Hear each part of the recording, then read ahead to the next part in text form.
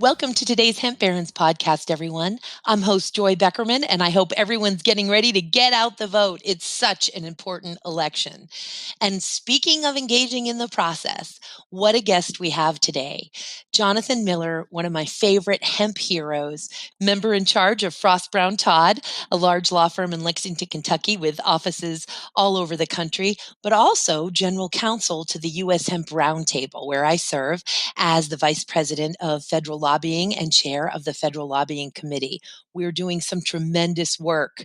And Jonathan Miller, who really was the brainchild of the U.S. Hemp Roundtable, is doing just incredible leadership in a number of areas that are affecting the hemp industry.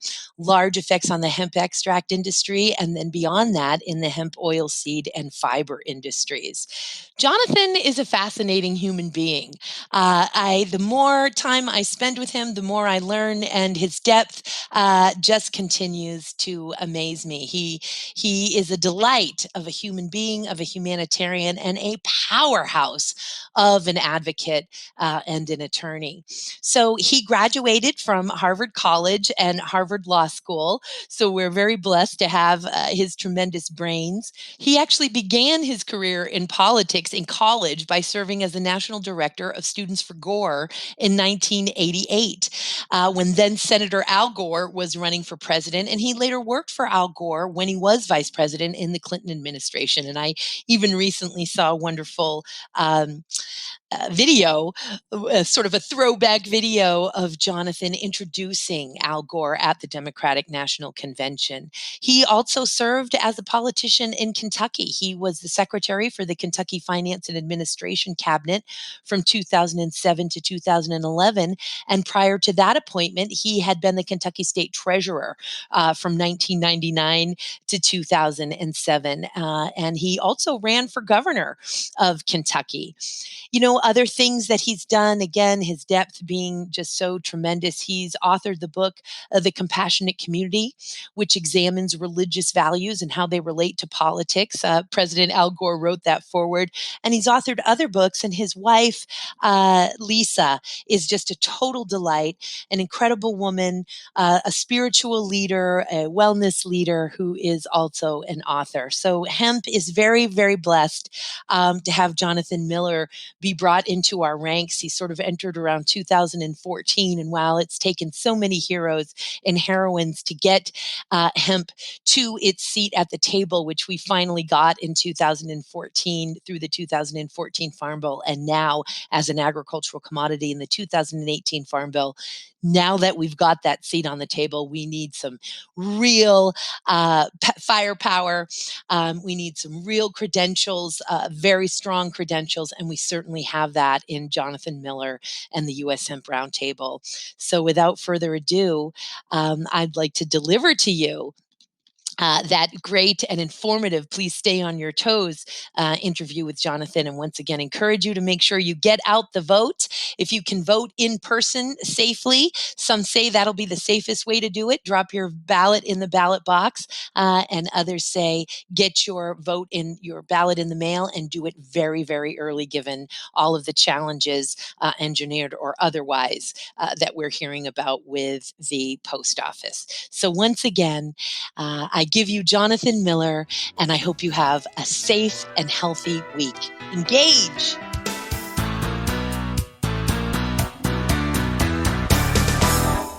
Well, welcome back to Hemp Barons, Jonathan Miller. It's always wonderful to have you as a guest. Great to be with you as always, Joy. Boy, do we have some things to discuss. The roundtable, the U.S. Hemp Roundtable, is busier than ever in leading the way to a path forward to common sense law and policy in hemp. And let's just get right into it here.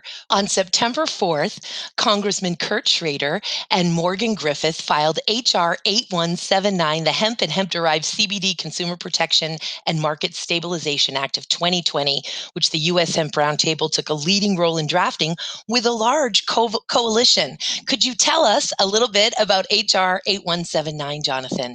Sure. You know, one of the real challenges for the hemp industry and hemp farmers right now is the dramatic decline in the price of hemp biomass, and bankruptcies that have occurred, contracts that have been broken. So much of this is related to the fact that the FDA has had guidance out there for more than 5 years that argues that the CBD is not legal to be sold as a dietary supplement or as a food and beverage additive. Meanwhile, as your listeners know, CBD is being sold in every state. You can get it nearly everywhere, and there are thousands of products in the marketplace that are unregulated. Now, many of the products are great. Our members of our roundtable take special care to make sure that they are properly manufactured, with good manufacturing practices and truth in labeling. But there is a minority of products out there that are not following the rules. And so what HR 8179 would do is it would create a legal regulatory pathway for the sale of hemp-derived CBD as a dietary supplement. That will do two important things. Number one, it will remove this cloud over the industry, and we think folks like Target and Walmart and other places that have been hesitant to sell the products will be willing to sell. We'll see a lot of investment come into the industry. We'll see prices go up and farmers be able to sell their products, their crops for reasonable prices. At the same time, it will require CBD manufacturers to follow all of the relevant FDA rules for dietary supplements. So they're going to have good manufacturing practices. They're going to have truth in labeling. They're going to have to report adverse effects. They're going to have to do safety studies. And with all of this, we're going to have safer products on the marketplace, and we're going to be helping hemp farmers. So we really think that 8179 is not a cure-all, but it will play a major role in helping restore and stabilize the hemp market. And I understand that many folks, especially sort of in the grassroots world, knowing that the hemp industry was in so many ways, of course, built on the backs of cottage industry and small businesses. And the idea comes to mind, why does hemp extract or CBD have to go through all of these steps to be able to be introduced into commerce? And it's such a frustrating conversation to have, because we're just fighting to be held to the same standards that other dietary supplements and new dietary ingredients are held to. If they're not exempt from those requirements based on the time obligations within the Dietary Supplement Health and Education Act, then in our developed country here, there are safety and quality standards in order to be able to be introduced into commerce, whether it's even for animal ingestion and certainly for human ingestion. So really what we're asking in this bill is to please allow us to be held to the same standards. Please allow us to sell this dietary ingredient as a dietary supplement, and release us from the shackles of this uncertainty and lack of clarity. And as you well know, Commissioner Stephen Hahn said back in February, it's a fool's game to even try to put this genie back in the bottle. That's a paraphrase of his quote, but certainly fool's game came right out of his mouth. So this is a fantastic development. And as we know, also oftentimes standalone bills don't have a whole lot of traction. So I know that we're hoping to gain tremendous traction here, and that we'll be going on a social media and co-sponsoring campaign very quickly to get folks to urge their representatives to sign on to this bill, so that we can turn it into something meaningful together as a coalition. Another thing that is going on with the FDA, of course, is that they put draft guidance before the White House Office of Management and Budget, which is being debated right now. And there's so much uncertainty because none of that has been released to the public. And I know that the U.S. Hemp Roundtable and you personally have been involved in these discussions. Is there anything that we can share with our listeners as to what's going on at the OMB, the Office of Management and Budget? Sure. No, I had a formal meeting with the Office of Management and Budget, which included about 12, 13 different agencies, including FDA, including HHS. But I think my more important discussions are informal with White House officials, with congressional staff who are in touch with the White House. And from what I understand, there's a real battle going on behind the scenes. There are, unfortunately, some folks that want to have the status quo and just kick the can forward and to make this guidance much ado about nothing. But there are people working on our behalf behind the scenes, trying to fight for some guidance and enforcement policy that will provide some relief for the industry. One idea would be having formal enforcement discretion, saying that if you play by the FDA rules and you follow all these good manufacturing practices, you can sell your products without fear that the FDA is going to intervene or do an enforcement action. And so, while that's not as strong as a bill that clarifies it, a law that clarifies it, it certainly would be a major step forward and hopefully would really help stabilize the industry. So we're going to continue with our back behind the scenes lobbying and hopeful that the forces of good rise up. But the fact is, the permanent solution, which will fix everything, is 8179, and that's why we want to encourage you, if you're listening and you care about this issue, go to our website, hempsupporter.com. We set up an email so that you can email directly your member of Congress. You can ask him or her to be a co-sponsor of 8179. If we have enough co-sponsors, then we'll have the kind of momentum that will allow this bill to be added on to a must-pass piece of legislation before the end of the year. And so to do that, we need to get all you out there involved. Please email your congressman, and we've made it really easy at hempsupporter.com.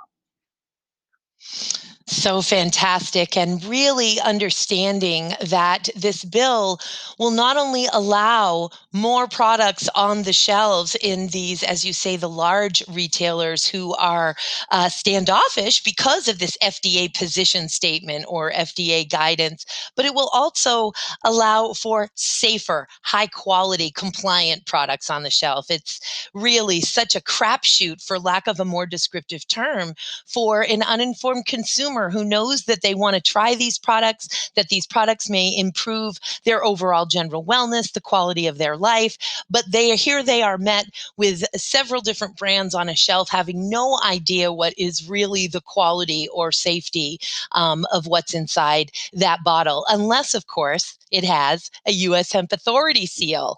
Thank goodness for the U.S. Hemp Authority being a barometer to be able to tell with a consumer-facing seal, this product has met safety standards. This product is compliant with standards that would allow it to be on a shelf. And of course, the base compliance for U.S. Hemp Authority certification is to be compliant with current good manufacturing practices with the Code of Federal Regulations. So that's really the only thing, and thank goodness for it, that consumers have right now. And HR 8179 is going to really help that. And I think also really help bring forth that U.S. Hemp Authority, the value of that seal as we move forward, educating consumers and regulators and lawmakers on what it means and how helpful it is. Additionally, affecting the hemp extract industry, of course, is the new DEA interim final rule that was published, a bit blindsided.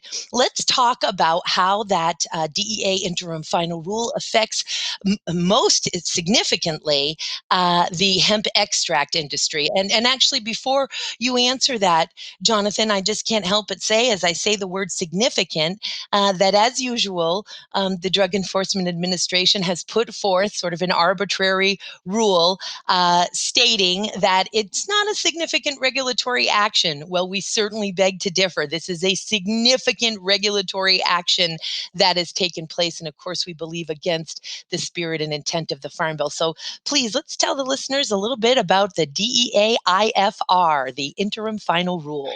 Well, I think your listeners are well aware of our history with the DEA. It goes back 3 decades, at least, maybe even more. But the DEA has always been the main antagonist of the hemp industry, and I'm sure, Joy, you could speak for hours on the history here. But that history was supposed to end on December 20th, 2018, when Donald Trump signed the 2018 Farm Bill. That declared that the era of prohibition on hemp was over. The regulation of hemp was designated to go to the USDA, the Department of Agriculture, and taken away from the Department of Justice and the Drug Enforcement Administration. But we've seen, unfortunately, in recent months, the DEA lift its nose under the hemp tent. Several months ago, we learned that the interim final rule for the USDA, which has been quite controversial, was unduly influenced by the DEA, that many of the restrictions that we're fighting right now were imposed on the USDA by the DEA. But now, as you're talking about, this new interim final rule would, if taken to its full extent, would cause tremendous disruption and would recriminalize many basic hemp extract activities. And there's several parts of it, but I think the main thing here is the designation that in-process hemp extract. So it's not the hemp that's farmed. It's not the final products, but it's the hemp extract that is in the process of getting from one place to another. That they want to argue that if it's test above 0.3% THC, that it is a controlled substance. Now, everybody knows, and Congress knew when it passed the Farm Bill, that due to nature, due to processes, that that measurement is going to be higher than 0.3% THC at parts of this chain. It needs to be remediated. It needs to be taken down before it is sold as a product to consumers, but that's the nature of the product. And so the DEA coming in and saying that at any time they could conceivably come in and arrest people and charge them with a violation of a Schedule 1 akin to trafficking in heroin. You could imagine jail sentences and the like. That is quite scary. Now the DEA has said, "Now wait a minute, we're that's not our priority, and we're focused on fentanyl and methamphetamines." But being out there is causing great anxiety and concern in the industry, and it's something that we are addressing on 3 different levels. We're going to be filing our formal comments. We're going to be looking at legislation, and we're going to be exploring the idea of litigation if necessary.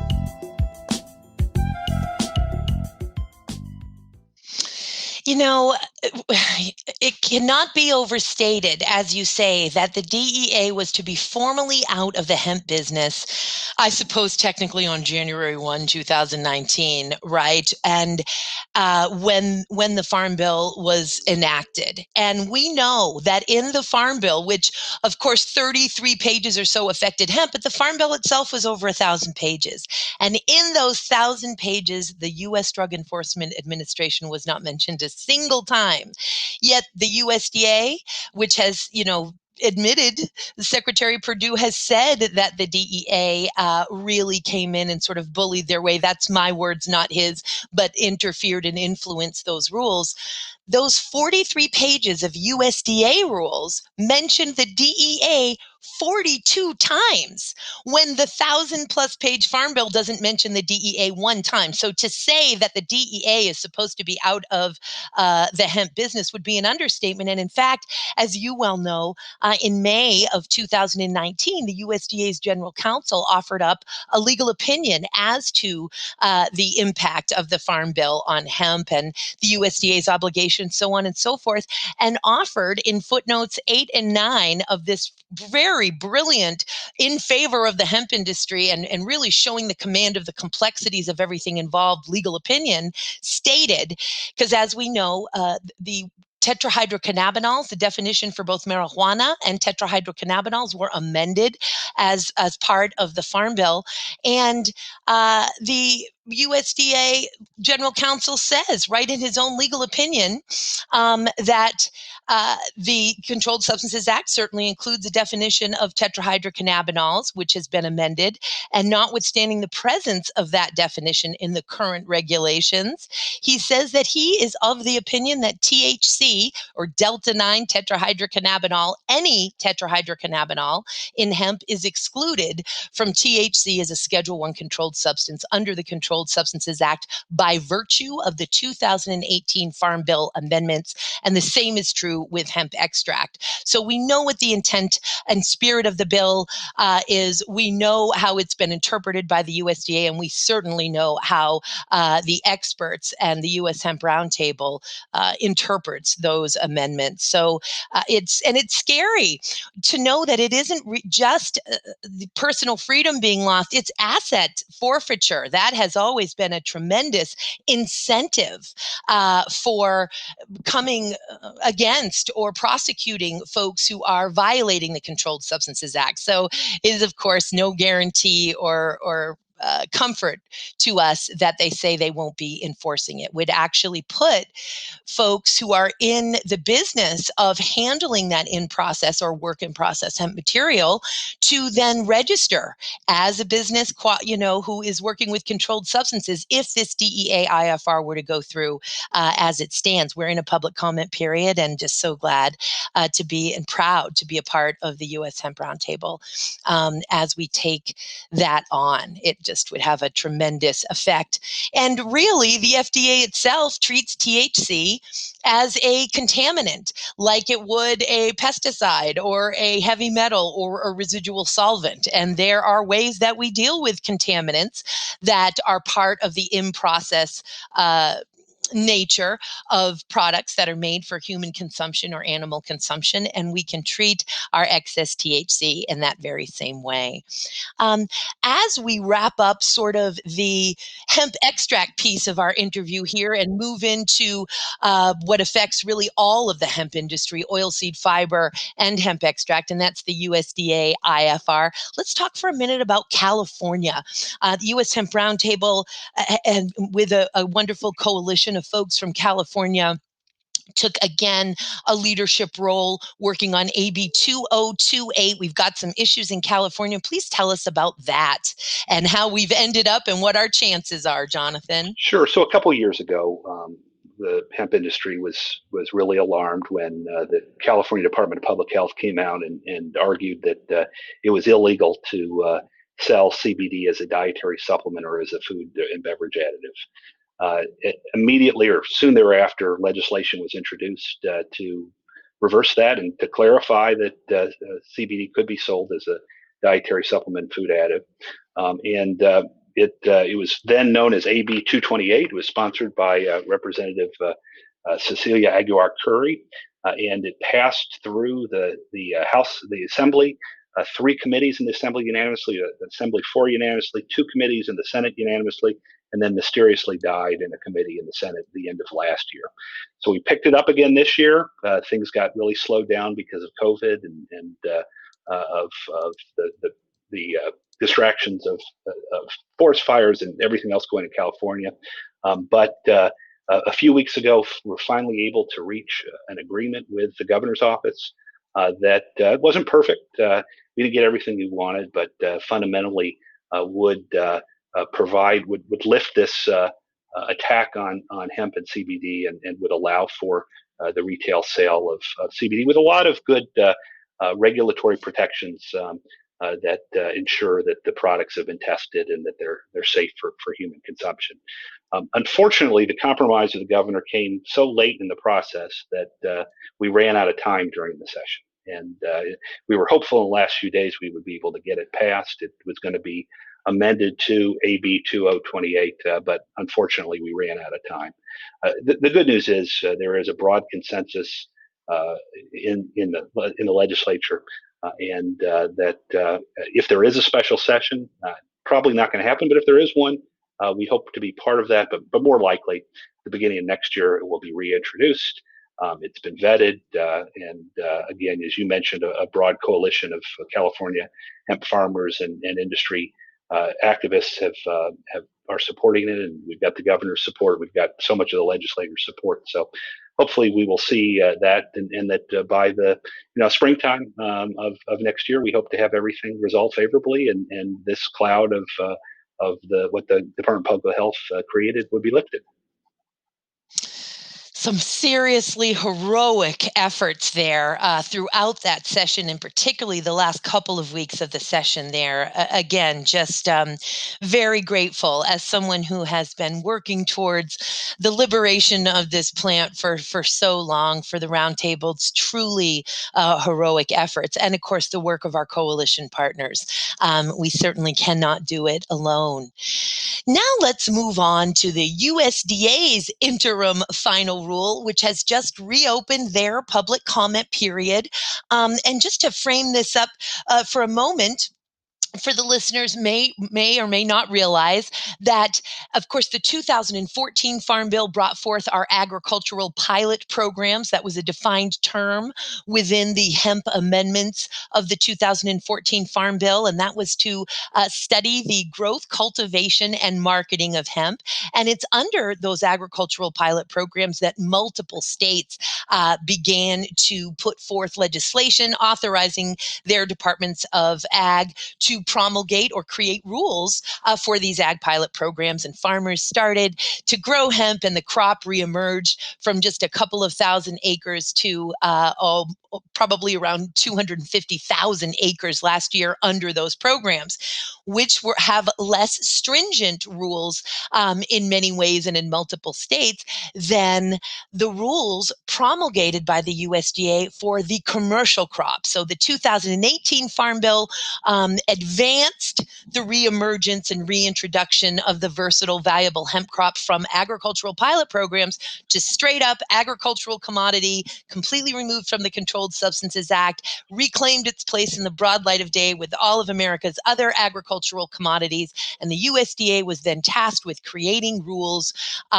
for this program, and for states that want to be the primary regulatory authority to create their own rules for approval by the USDA. So we've got some issues with that interim final rule, sir. Lay it on us, if you would. Yeah, well, as we discussed earlier when we were talking about the DEA, we learned a few months ago that when the interim final rule (IFR) was originally came out, that the DEA had stuck its nose under the tent and had really pressured the interagency group that created this rule to impose a lot of restrictions on hemp farming and hemp processing and hemp transportation that wound its way up into this IFR. We've seen that in the form of the requirement that testing only would be able to be made through DEA registered labs, and there are a limited number of those. If that were the case, there would be huge lineups and delays in terms of getting products tested. It manifested itself in terms of setting a level of negligence at 0.5% THC. So if the farmer had a crop tested at 0.5% THC, he could be criminally liable, or she could be criminally liable, excuse me. But again, negligence is not an arbitrary number. And if you're going to use any number, you should probably start at 1.0% THC where intoxication begins.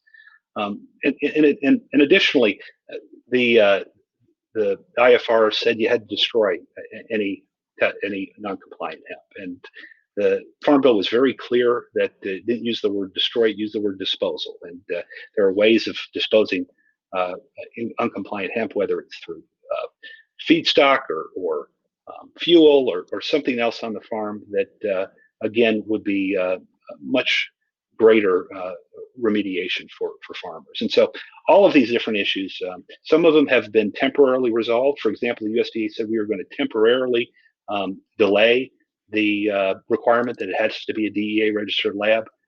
But now that they've reopened the comments period, it's time to ask them to make that permanent and to ask them to let's get the DEA out of this. Let's let farmers farm.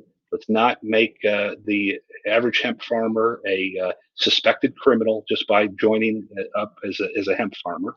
And let's focus on the science and the technical ability for farmers to farm. So what we've done, again, as a roundtable, if you go to hempsupporter.com, you'll be able to click a few buttons and then be able to send a comment directly into the regulations.gov portal where the DEA and the USDA are reading these comments. So we encourage you to come to hemp-supporter.com to make your comments, because again, the roundtable has made its comments, and that's important. But we want them to get thousands of comments. We want them to hear from everyone across the country that the DEA has got to be out of this business, and let's make this, as we go from an interim final rule to a final rule, let's use common sense, let's use science, and let's make it easier for hemp farmers to farm, as opposed to making it much more difficult that the original IFR signified. So important. And that hemp-supporter.com, what a power tool that is to allow for voices to be heard and to really empower people to understand that despite all we may think, see, or feel on the news and feel about it, we live in a country where the people actually lead. And when the people lead, the leaders follow. And our system was built to engage in the process. And it's really a matter of empowering oneself with the knowledge of how to engage, and then engaging and watching change be created. And so it's just, again, such a pleasure and a thrill and an honor for me to be able to serve the U.S. Hemp Roundtable and the tremendous work that it's doing and the empowering work that it's doing for citizens, for farmers, for students, for everybody, of course, the stakeholders, but for every citizen who wants to engage in the process. We have a platform and a way for them to do that in a way that really, truly affects change. A couple other things on that USDA IFR, of course, is this idea of just testing the hemp floral material for THC, as opposed to what the statutory language says, which is basically the testing, this is a whole plant situation. Why would we not homogenize the plant and get an even mix here of the grain, the fiber, and the floral material, as opposed to just testing the floral material, which of course is what's mandated in the current version of the IFR. And then of course this sample to harvest 15-day window is just an impossibility, clearly setting farmers up for failure. And I know it is not the USDA's intent to set a farmer up for failure.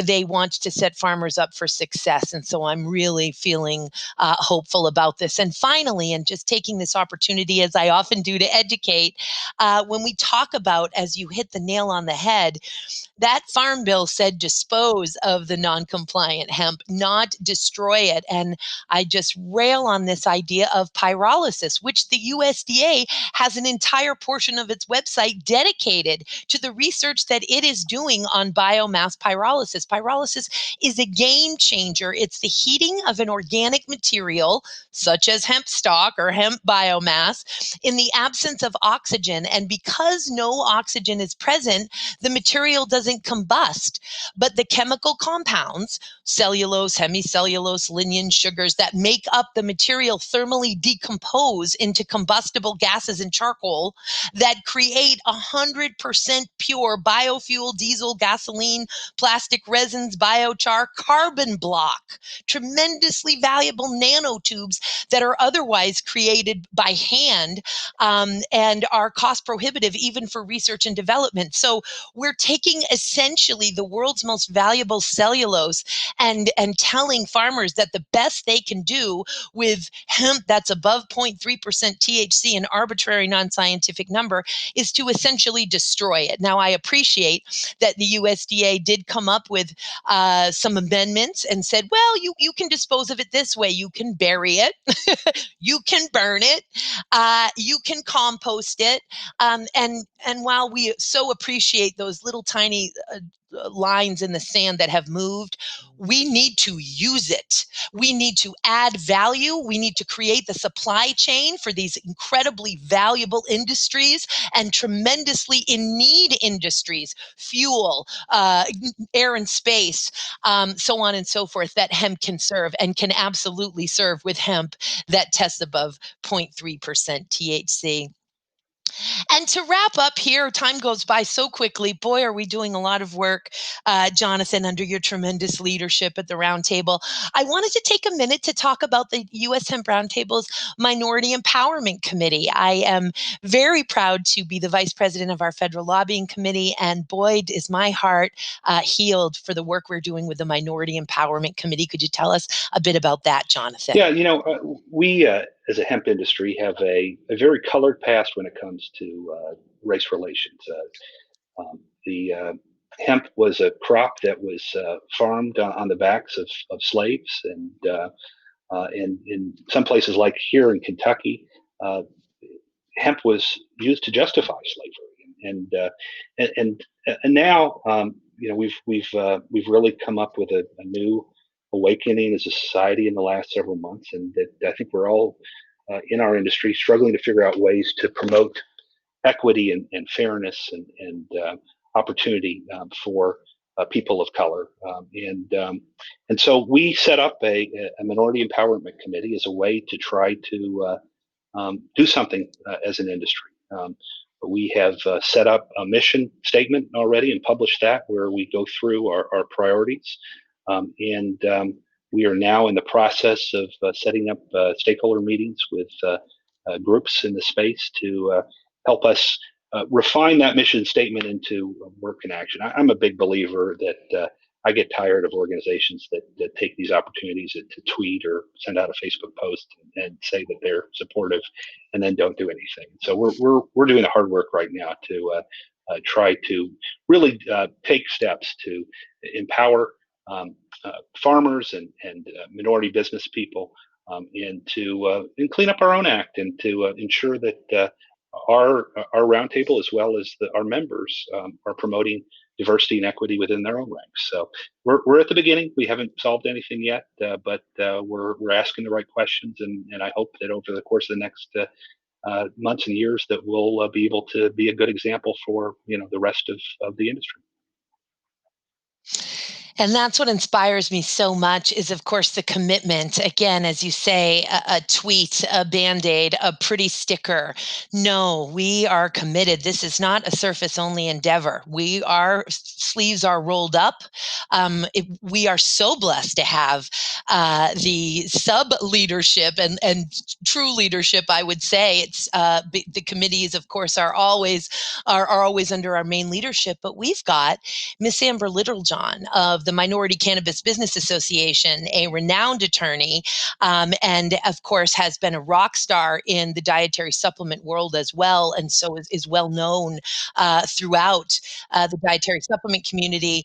But she is amazing, and I feel so blessed to have her leadership within that committee as well to guide us through really getting some teeth here and making meaningful change, and doing it in a way that can be embraced as we all evolve together to put our money where our mouth is, so to speak. So thank you so much, Jonathan. I know that the Minority Empowerment Committee was born also under your leadership.